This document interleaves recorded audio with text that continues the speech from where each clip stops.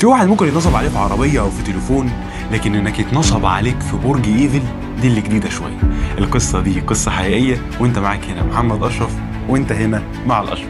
سنة 1925 النصاب التاريخي فيكتور لوستيج قرأ في الجورنان إن فرنسا عندها مشاكل في الصيانة بتاعة برج إيفل، فجات له بقى فكرة مجنونة. اللي عمله بقى فيكتور إن هو لم كل التجار بتوع الخردة وزور ورق رسمي إن هو حد يعني مسؤول من الدولة وهكذا، راح لهم وقال لهم إن أنا هقولكوا على سر خطير جدا مش أي حد هيعرفه.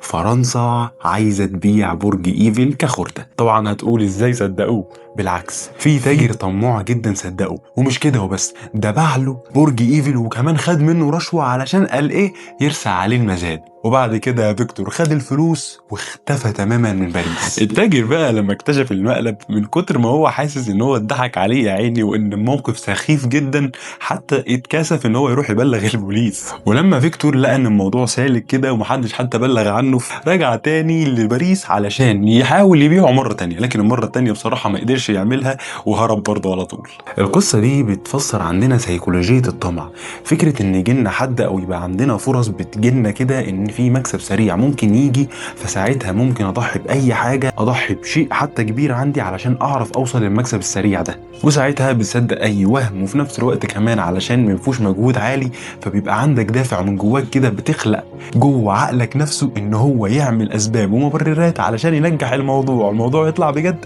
علشان تكسب المكسب السريع بتاعك وفي نفس الوقت بأقل مجهود. وانت قول لي، اعترف، كام مرة جالك حاجة شبه كده وصدقتها علشان يعني مكسبها سريع او فيها مصلحة كده هتقضي على طول يعني، وفي الاخر خدت على دماغك؟